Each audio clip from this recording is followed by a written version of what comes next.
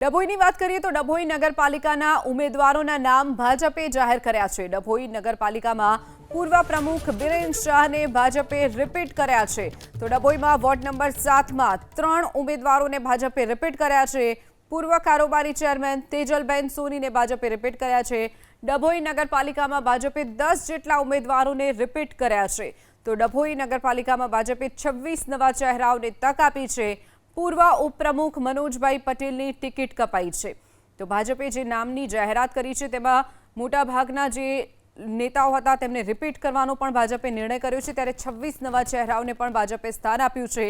ઉમેદવારોના નામ ભાજપે ડભોઈ નગરપાલિકાના જાહેર કર્યા છે। ડભોઈ નગરપાલિકામાં પૂર્વ પ્રમુખ બિરેન શાહને ભાજપે રિપીટ કર્યા છે। તો ડભોઈમાં વોર્ડ નંબર 7માં 3 ઉમેદવારોને ભાજપે રિપીટ કર્યા છે। પૂર્વ કારોબારી ચેરમેન તેજલબેન સોનીને ભાજપે રિપીટ કર્યા છે।